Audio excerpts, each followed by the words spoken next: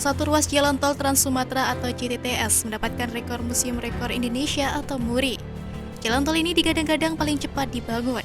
Jalan tol tersebut adalah jalan tol terbanggi besar Pematang Panggang Kayu Agung sepanjang 189 km yang ada di Sumatera Selatan. Tol ini terbagi menjadi dua seksi, yaitu seksi 1 ruas terbanggi besar Pematang Panggang sepanjang 112 km dan seksi 2 ruas Pematang Panggang Kayu Agung sepanjang 77 km.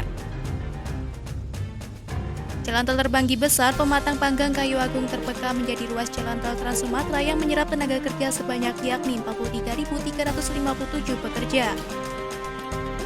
Selain terpanjang di Indonesia, ruas ini juga merupakan tercepat pembangunannya di Indonesia.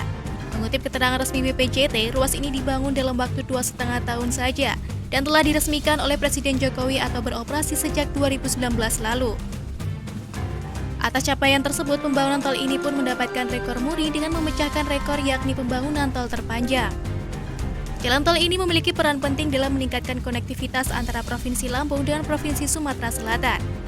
Kemudian juga terhubung dengan berbagai kawasan-kawasan produktif yang dapat mendukung pertumbuhan ekonomi, mengurangi biaya logistik dan menciptakan pusat-pusat ekonomi baru di Pulau Sumatera.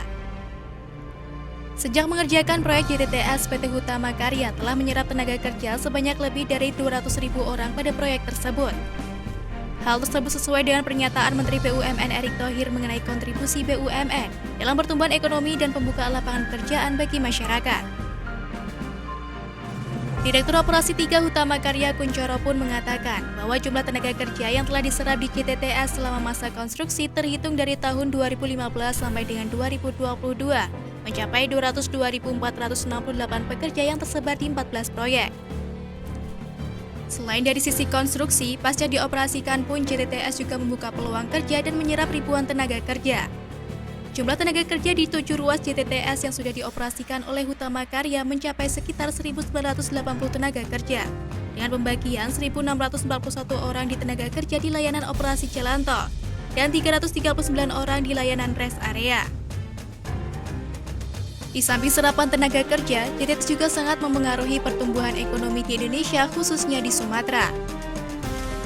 Dengan terbangunnya JTTS secara penuh, industri dan aktivitas ekonomi tumbuh secara optimal dengan memanfaatkan skala ekonomi, meningkatnya aktivitas ekspor dan impor, pemanfaatan infrastruktur maritim yang optimal karena terbukanya akses ke pedalaman dan hinterland, biaya logistik yang kompetitif, efek spillover penuh dari daerah ke daerah dan sektor ke sektor serta spesialisasi regional yang optimal, serta berkembangnya seluruh kabupaten dan kota. Selain itu, Hutama Karya juga mengoptimalkan fungsi rest area di jalan tol Trans Sumatera untuk mewadahi potensi UMKM setempat.